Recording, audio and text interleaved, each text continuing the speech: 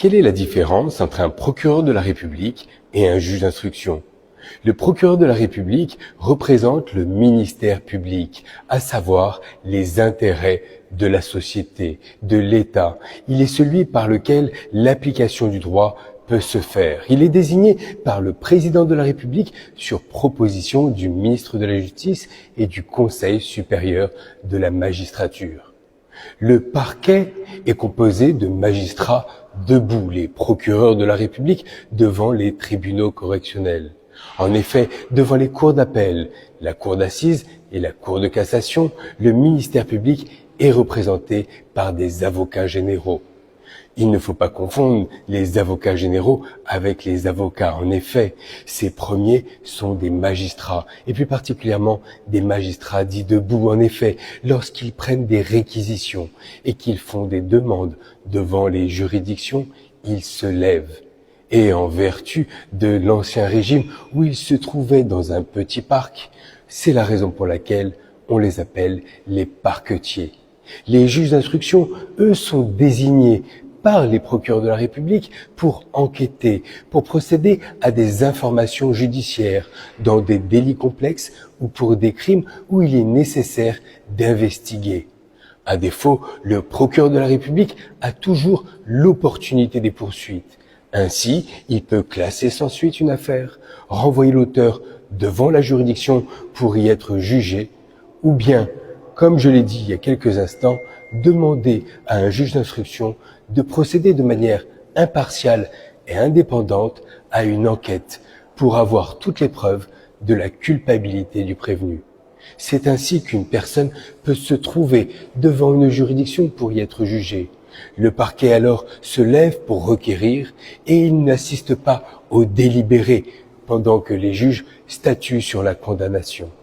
Le juge d'instruction, lui, n'est pas présent à l'audience. En effet, son travail s'arrête au moment de l'enquête et une fois que celle-ci est clôturée, il n'intervient plus pendant les plaidoiries. Quelle est la différence entre une relaxe et un acquittement? Ces deux notions juridiques se ressemblent mais en pratique sont différentes. En effet, la relaxe est une décision qui est prise par un tribunal de police concernant les contraventions ou par un tribunal correctionnel concernant les délits. C'est une décision qui proclame l'innocence d'une personne lorsque les faits ne sont pas suffisamment caractérisés ou qu'il n'y a pas suffisamment de preuves pour entrer en voie de condamnation contre le prévenu. De la même manière, l'acquittement est une décision qui proclame l'innocence d'une personne, mais qui est prise par une cour d'assises, et donc en matière de crime, lorsque la juridiction estimera que la personne poursuivie n'est pas l'auteur du crime ou qu'il n'y a pas suffisamment de preuves pour l'accuser. Savez-vous que les parents peuvent déduire de leur impôt les dépenses qu'ils ont pour leur enfant majeur? En effet, il convient de distinguer deux situations. Si les enfants majeurs demeurent ou non au domicile de leurs parents. S'ils demeurent au domicile de leurs parents, il existe alors un forfait de 4 039 € qui, sans avoir à justifier, permet aux parents de déduire le montant de leur impôt sur le revenu. Ils peuvent aussi, sur justificatif, déduire plus des dépenses qu'ils auront pour leur enfant. Si leur enfant majeur ne demeure pas chez eux, alors il existe un plafond de 6 794 € qui permet de déduire le montant sur les pensions et dépenses pour leur enfant. Ainsi, les parents ne doivent pas oublier à la fin de l'année d'indiquer les pensions et les dépenses qu'ils auront eues pour leur enfant majeur. Peut-on critiquer les décisions de justice? En effet, à la suite de l'affaire de Nicolas Sarkozy, l'ancien président de la République condamné de la prison, de nombreuses critiques se sont élevées contre cette décision. En effet, selon les dispositions de l'article 434-25 du Code pénal, il est interdit de jeter le discrédit sur la justice. La justice est en effet une institution fondamentale de l'État.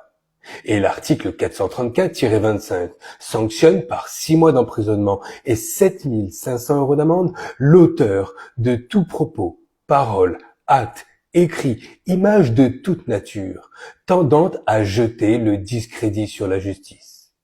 Pour ce faire, il faudra porter atteinte à son indépendance ou son autorité, On voit donc que les conditions sont limitées. Savez-vous que les parents peuvent déduire de leur impôt les dépenses qu'ils ont pour leur enfant majeur? En effet, il convient de distinguer deux situations. Si les enfants majeurs demeurent ou non au domicile de leurs parents. S'ils demeurent au domicile de leurs parents, il existe alors un forfait de 4 039 € qui, sans avoir à justifier, permet aux parents de déduire le montant de leur impôt sur le revenu. Ils peuvent aussi, sur justificatif, déduire plus des dépenses qu'ils auront pour leur enfant. Si leur enfant majeur ne demeure pas chez eux, alors il existe un plafond de 6 794 € qui permet de déduire le montant sur les pensions et dépenses pour leur enfant. Ainsi, les parents ne doivent pas oublier à la fin de l'année d'indiquer les pensions et les dépenses qu'ils auront eues pour leur enfant majeur. Qu'est-ce que le déferrement? Le déferrement est la présentation d'une personne gardée à vue devant le procureur de la République. Le procureur de la République représente en effet le ministère public et c'est à lui qu'appartient l'opportunité des poursuites pénales. Ainsi, dans les 20 heures, selon le Code de procédure pénale, le procureur de la République reçoit la personne gardée à vue et peut décider soit de le convoquer en comparution immédiate pour qu'il réponde des faits qui lui sont reprochés et lorsqu'il existe des preuves suffisantes de sa culpabilité. Le procureur de la République peut aussi décider de la détention provisoire dans les mêmes conditions lorsqu'il existe des éléments de preuve. Le procureur de la République peut aussi décider d'un contrôle judiciaire. Ainsi, la personne gardée à vue aura des obligations à respecter. Quelle est la différence entre une relaxe et un acquittement? Ces deux notions juridiques se ressemblent mais en pratique sont différentes. En effet, la relaxe est une décision qui est prise par un tribunal de police concernant les contraventions ou par un tribunal correctionnel concernant les délits. C'est une décision qui proclame l'innocence d'une personne lorsque les faits ne sont pas suffisamment caractérisés ou qu'il n'y a pas suffisamment de preuves pour entrer en voie de condamnation contre le prévenu. De la même manière, l'acquittement est une décision qui proclame l'innocence d'une personne, mais qui est prise par une cour d'assises, et donc en matière de crime, lorsque la juridiction estimera que la personne poursuivie n'est pas l'auteur du crime ou qu'il n'y a pas suffisamment de preuves pour l'accuser. Quand est-ce que les avocats sont-ils obligés de prendre des conclusions dans le cadre des procédures en justice? Les procédures judiciaires peuvent être écrites ou orales. Elles sont écrites, par exemple, devant le tribunal de commerce, le conseil des prud'hommes ou le tribunal correctionnel. Elles sont écrites devant le tribunal judiciaire ou encore devant les procédures en cour d'appel.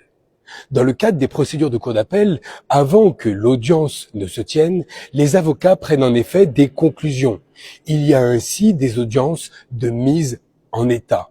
Ces audiences de mise en état servent à faire en sorte que le dossier soit en état d'être plaidé. Ainsi, il est possible pour les avocats de demander des renvois. Ces renvois leur permettent de prendre le temps d'écrire leurs conclusions, mais aussi de gagner du temps dans certains cas. Cependant, il n'est pas possible que le dossier s'enlise, car le président est chargé de l'audience et ainsi peut décider de prononcer une injonction de conclure qui obligera alors l'avocat de déposer ses conclusions. Quelle est la différence entre un procureur de la République et un juge d'instruction?